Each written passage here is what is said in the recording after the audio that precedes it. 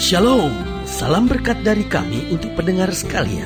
Saat ini pendengar akan diberkati dengan program Hari Ini Harinya Tuhan bagian yang ke-8. Sebuah program rohani tentang doktrin Alkitab yang menolong kita untuk semakin tertanam dalam kebenaran firman dan bertumbuh dalam kemuliaan. Bersama hambanya, Pendeta Gilbert Lumoendong, STH. Banyak orang merasa doktrin Alkitab sebagai sesuatu yang membingungkan. Tetapi tahukah saudara bahwa doktrin Alkitab intinya adalah memahami Alkitab dengan benar, dengan pemahaman yang sistematis, sehingga kita terus dapat tertanam di dalam kebenaran firman, sehingga kita terus bertumbuh di dalam kemuliaan Allah. Buka hati saudara sekalian untuk menerima berkat-berkat firman-Nya hari ini. Salah satu keputusan penting di dalam kekristenan kita adalah menyerahkan diri dan dibaptis. Saudaraku yang kasih dalam Tuhan, baptisan adalah sebuah proklamasi kepada dunia bahwa saya adalah anak Allah, bahwa dosa saya sudah diampuni dan hidup saya sepenuhnya hanya bagi Yesus. Nah, saya mengerti ada banyak persoalan, ada banyak perpecahan, ada banyak masalah justru karena soal baptisan. Karena kita tahu betul bahwa baptisan adalah inti dasar dalam kekristenan kita. Saudaraku yang kasih dalam Tuhan, ketika kita bertobat, kita dilahirkan kembali, kita dibaptis, berarti yang lama sudah berlalu, sesungguhnya yang baru telah terbit. Haleluya. Selamat datang dalam program kita hari ini, Harinya Tuhan. Dan seperti biasa bahwa dalam program ini kembali iman sudah akan dikuatkan dan semangat sudah akan kembali dibangkitkan untuk menghadapi kenyataan-kenyataan hidup ini. Karena kita tahu dasar yang teguh dalam kehidupan kita adalah firman Tuhan. Selama kita bersandar pada firman Tuhan, tidak ada yang perlu kita takutkan. Tetapi selama kita bersandar pada pengertian dan kekuatan kita sendiri, kita akan banyak dipermalukan. Nah, saudaraku yang kasih dalam Tuhan, dan dalam program kita sedang membahas tentang baptisan Yesus. Nah, ini pertanyaan yang sangat menarik sekali. Mengapa Yesus perlu dibaptis? Saudaraku yang kasih dalam Tuhan, bukankah Yesus adalah Allah sendiri yang tidak berdosa? Kenapa dia perlu dibaptis? Dan dengan tegas ketika Yohanes mencegah dia dan berkata, aku tidak layak membaptis kamu, bahkan membuka tali kasutnya pun aku tidak layak. Yesus berkata apa? Kita harus melakukan ini untuk menggenapi kehendak Allah.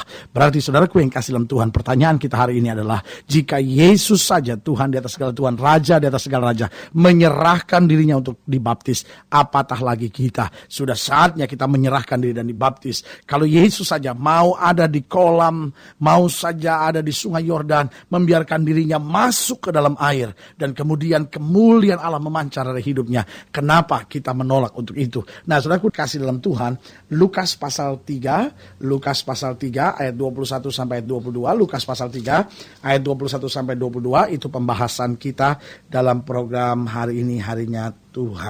Nah, Lukas pasal 3 ayat 21 sampai 22. Ketika seluruh orang banyak itu telah dibaptis, dan ketika Yesus juga dibaptis dan sedang berdoa, terbukalah langit dan turunlah Roh Kudus dalam rupa burung merpati ke atasnya. Dan terdengarlah suara dari langit, engkaulah anakku yang kukasihi, kepadamulah aku berkenan. Aku yang kasih dalam Tuhan, dalam ayat-ayat bacaan ini kita bisa melihat bahwa Yesus sendiri merelakan dirinya untuk dibaptis. Nah, saya mengerti ada banyak orang yang berkata, loh yang penting kan kita beriman. Nah, saudaraku yang kasih dalam Tuhan, baptisan adalah lanjutan dari iman. Iman adalah sebuah kepercayaan dalam hati kita, di mana di hati kita percaya bahwa Yesus ada, bahwa di hati kita percaya bahwa bagi Yesus tidak ada perkara yang mustahil. Di hati kita percaya bahwa Yesus sekarang menuntun dan menguasai hidup saya. Tetapi baptisan adalah proklamasi keluar untuk memberitahukan kepada dunia bahwa saya tidak akan lagi hidup dalam dosa. Saya tidak akan lagi berjalan dengan kekuatan saya sendiri. Kuasa Kristus menyertai saya. Kuasa Kristus membimbing saya. Kuasa Kristus memimpin saya untuk memberikan kemenangan-kemenangan yang dahsyat dan luar biasa. Haleluya. Itu sebabnya ketika kita beriman, kita simpan di hati kita. Tetapi ketika kita dibaptis, kita nyatakan kepada dunia, kita beritahukan kepada orang di sekitar kita bahwa hidupku bukannya aku lagi, tapi Kristus yang hidup di dalam aku. Nah, dalam konteks ini, Kristus juga melakukan hal yang sama, bahwa dia adalah anak Allah. Itu sesuatu yang dia percaya dari mulai dia kecil. Bahkan Alkitab berkata apa? Dia ada di rumah ibadat, berdebat, berdiskusi dengan ahli-ahli agama. Dari dia mulai lahir, bahkan Maria sudah mendapat petunjuk dari malaikat bahwa beri nama dia Yesus, karena dialah Immanuel, itu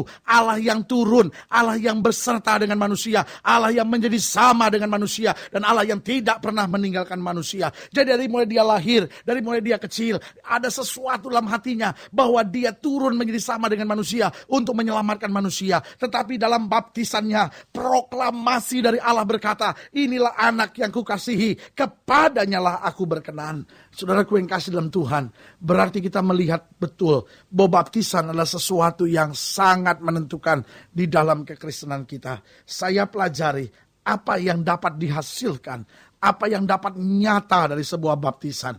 Yang pertama coba saudara lihat pada ayat yang ke-21 dikatakan, ketika seluruh orang banyak itu telah dibaptis, dan ketika Yesus juga dibaptis dan sedang berdoa, terbukalah langit.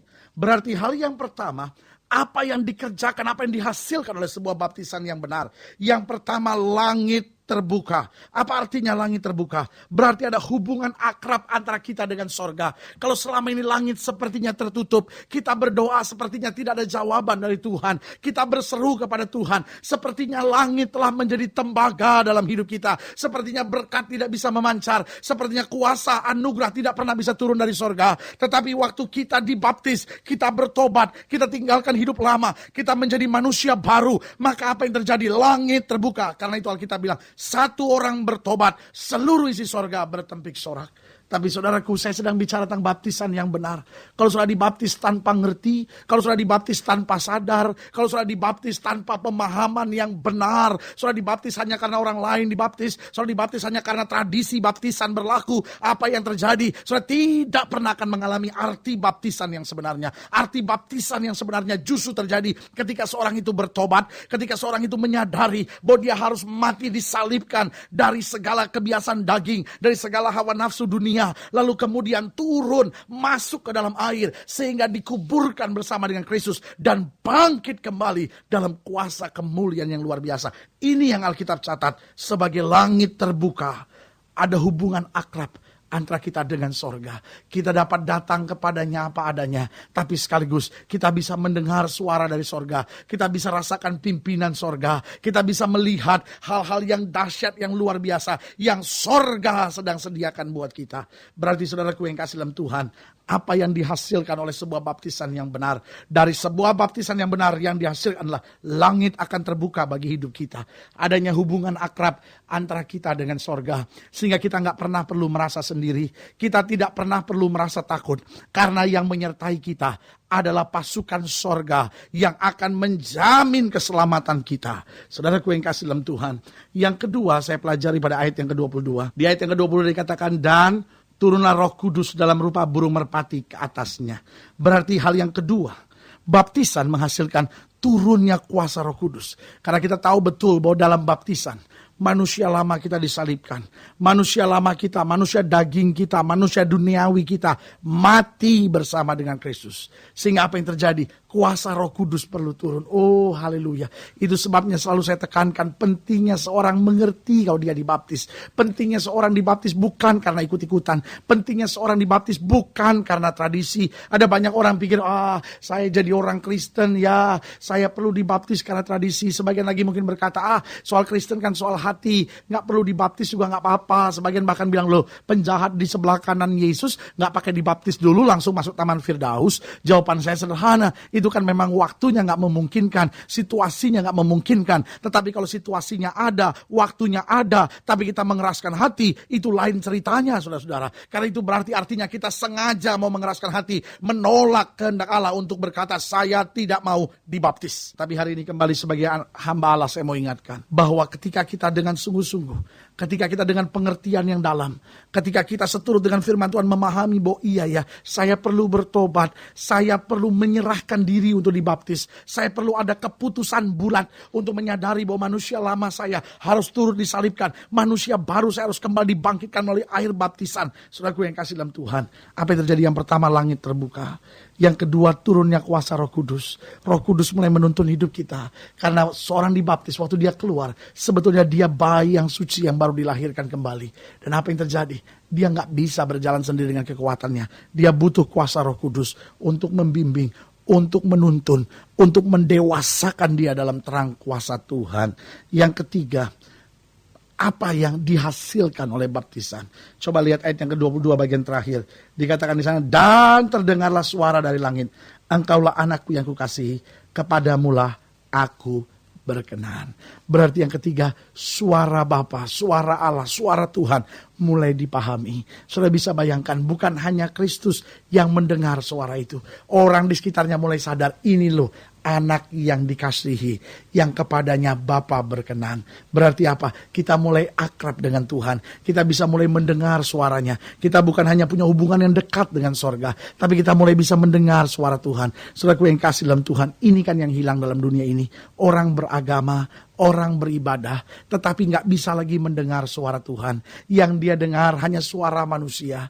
Yang dia dengar hanya pengajaran-pengajaran manusia yang notabene bisa salah, bisa ngaco, dan bisa menuntunnya di dalam kepalsuan dan kesesatan. Saudaraku yang kasih dalam Tuhan, saya percaya Allah kita adalah Allah yang hidup. Karena dia hidup, dia dapat berbicara. Sehingga ibadah yang sejati bukan hanya mendengar suara manusia. Ibadah yang sejati juga mendengar suara Allah. Dituntun oleh Allah, dibawa ke padang rumput yang hijau dan mengalami kemenangan yang luar biasa. Haleluya. Berarti hari ini kita lihat bahwa baptisan Yesus menghasilkan hal yang luar biasa.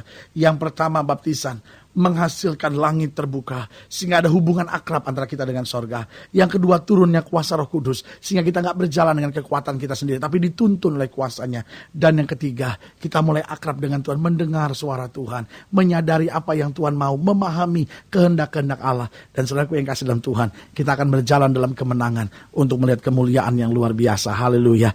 Jika Bapak Ibu Saudara pendengar sekalian ingin dilayani lebih jauh, hubungi kami melalui telepon, hubungi kami melalui surat, kunjungi website kami, karena kami ada untuk membawa Bapak Ibu Saudara sekalian lebih dekat pada Tuhan, mengalami kasih, kuasa, dan mujizat yang luar biasa. Karena Yesus tidak berubah, dulu, kemarin, hari ini, sampai selama-lamanya. Haleluya. Jika Bapak Ibu Saudara pendengar sekalian ingin didoakan secara khusus, Saudara boleh taruh tangan kanan Saudara di dada, dan saya mau berdoa buat Saudara. Mungkin Saudara sakit, mungkin Saudara berbeban berat, mungkin rumah tanggamu sedang ada dalam goncangan, mungkin masa mudamu sedang ada dalam badai, atau mungkin Saudara seorang yang sedang bingung dengan pengambilan keputusan untuk dibaptis. Kalau Saudara ingin didoakan secara khusus, setiap Saudara boleh taruh tangan kanan Saudara di dada. Kita berdoa. Bapa, dalam nama Yesus, hamba doa buat setiap pendengar sekalian, mereka yang taruh tangan kanan di dada karena masalah, karena beban, karena persoalan kehidupan, atau karena kebingungan karena persoalan baptisan ini. Hamba berdoa dalam nama Yesus, singkapkan yang terselubung sehingga kami berjalan dalam baptisan yang benar, melihat kemuliaan Tuhan, mengalami kuasa Tuhan, langit terbuka, Roh Kudus menuntun, suara Tuhan kami dengar. Terima kasih Bapa, di dalam nama Yesus kami berdoa, dan kami percaya mujizat-mujizat Tuhan kami alami dalam kehidupan kami. Haleluya. Amin. Saudaraku yang kasih dalam Tuhan, kita sudah berdoa. Imani apa yang sudah doakan. Jangan takut. Hadapi hidup ini dengan sukacita. Hadapi hidup ini dengan bersemangat. Karena kita tidak pernah sendiri. Bersama dengan Yesus kita cakap menanggung segala perkara. Doa saya menyertai saudara. Sampai berjumpa pada program berikut. Dan jangan lupa, jadikan hari ini harinya Tuhan. Haleluya.